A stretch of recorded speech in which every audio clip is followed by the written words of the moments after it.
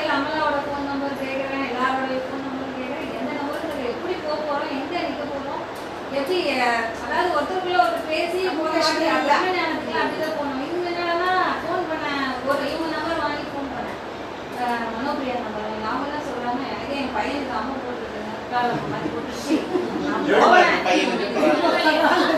போவனா இல்லையானே எனக்கு தெரியலங்க அப்படின்னு எனக்கு ஒரே பதில் இப்படி சொல்றாங்க உடனே அப்படின்ற. அப்புறம் மனோபிரியா இப்படி சொன்னாங்க. சரி உடனே அமலாவுக்கு ஃபோன் பண்ணேன். அமலா நம்ம சார் வந்து இது மீட்டிங் வச்சுருக்காங்க, நம்ம இறைவணக்கம் குருவணக்கம் நம்ம தானே பாடணும், வாங்க அங்கே வந்து பேசிக்குவோம் என்ன வீட்டில் வந்துச்சு. அப்புறம் இங்கே வந்தா நீங்கள் வந்தோம்னா அம்மளை நான் கிளம்பிட்டு திரும்ப பேசுகிறேன், எங்களுக்கு டைம் ஆகிடுச்சு வீட்டில் வேலை இருக்குது. அப்புறம் அம்மலா ஃபோன் பண்ணாங்க, இந்த மாதிரிங்க நம்ம ஈவினிங் இங்கே எதுவும் நின்றுடலாம், அவங்களையும் வர சொல்கிறாங்க. அப்புறம் அதே மாதிரி எல்லாம் ஒரு வழியாக போய் சேர்ந்துட்டோம். நாங்கள் நல்லபடியாக போய் சேர்ந்துட்டோம். எனக்கும் ட்ரெயின் அனுபவம்லாம் அதிகமாக கிடையாது. எங்கள் வீட்டில் நான் இங்கேயே இந்த ஊருக்குள்ளேயே தான், மெட்ராஸ்லேயே தான் என்னோட எல்லாமே. ட்ரெயினில் போகிற அனுபவம் எனக்கு ரொம்ப கம்மி. இந்த ஆர்ஏசி ஸ்லீப்பர் எல்லாம் எனக்கு ஒன்றும் சரியாக இதுவாங்க. என்னவோ எப்படி போகிறோன்னு தெரியல.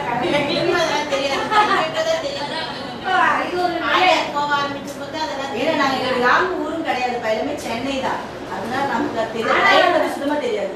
அதனால இதெல்லாம் இதுவும் தெரிஞ்சுக்கணும் இல்லைங்களா. நம்ம வந்து ஒண்ணுமே தெரியாம இருக்கக்கூடாது. இதுவும் நல்லா அனுபவமா இருக்குது. பிளஸ் அங்க போனோம்னே ஒரு அம்மா வீட்டுல எப்படி நம்ம உட்கார வச்சு கவனிப்பாங்க, அது மாதிரி சாப்பாடு அது எல்லாமே யாரும் ஒருத்தருக்கு முகம் சொல்லிட்டு அவங்க நல்லா பண்ணாங்க. எங்களுக்கு எல்லாமே பிடிச்சிருந்தது.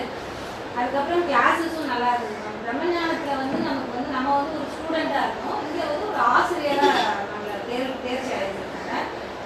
நமக்கு என்னதான் அவங்க சொல்லி கொடுத்தாலும் சிலது நமக்கு புரியாது. மந்திரத்துல போய் நீங்க தெரிஞ்சுக்கணும்னு அதையும் அவங்க சொல்லிட்டாங்க. அந்த P50 ப்ரெசன்டேஷன் பண்ணாங்க, அதுவும் நல்லா ரொம்ப நல்லா புரிஞ்சுது. விளக்கம் அங்க செய்யும் போது நமக்கு புரியுது, இருந்தாலும் அந்த 2 நாள் நம்மளால அதை மண்டையில வச்சுக்க முடியாது.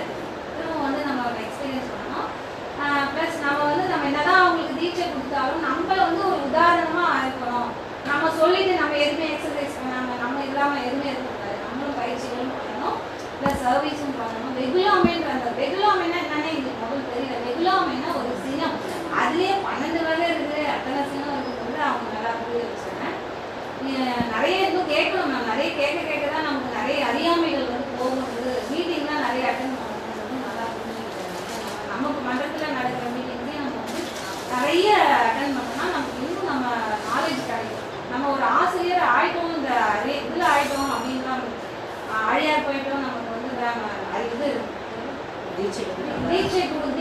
தீட்சைன்னா என்னன்னா ஆன்மாவை கலங்கமற்ற இருக்கிற ஆன்மாவை நம்ம வந்து தூய்மைப்படும். அதாவது ஆன்மா கலங்கமற்றது தான், அதை சுத்திலும் தான் கலங்கங்கள் இருக்கும் அப்படிங்கிறத அவங்க சொன்னாங்க.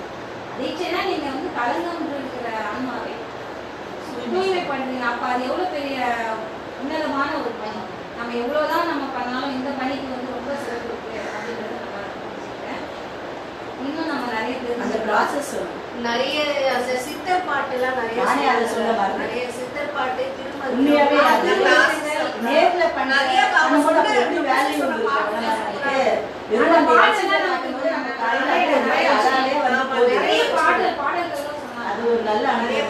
பாடல்கள்லாம் நம்ம படிச்சு நம்மளும் தெரிஞ்சுக்கணும். நம்ம ஒரு தமிழர்கள் வந்து நம்மளோட தமிழ் பாடல்களே இன்னும் தெரிஞ்சுக்கல, நமக்கு இன்னும் நிறைய தெரியணும்ன்றது.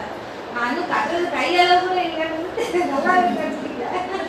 நிறைய திருக்குறள்ல நிறைய சொன்னாங்க, சிவபுராணத்துல நிறைய அதன் மூலியமா புல்லாகி பல்விதமாகி பறவை பாம்பாகி தான் நம்ம மனிதரா உயர்ந்திருக்கோம். மனிதர்ல இருந்து இன்னும் மகான்களா ஆகணும் அப்படிங்கிற ஒரு நல்ல விஷயத்தையும் இந்த வாய்ப்பளித்த சாமுண்டீஸ்வரன் ஐயாவுக்கும் இவங்க அம்மாவுக்கும் தான் நான் ரொம்ப நன்றி சொல்லுவேன். ஏன்னா எனக்கு எந்த தகுதியுமே நம்ம அதாவது அம்மா இல்லை இறந்துட்டாங்கன்ற அந்த ஒரு விரக்தியில இதையாவது நம்ம ஒரு மனசை தியானத்துல கொண்டு போகலான்னா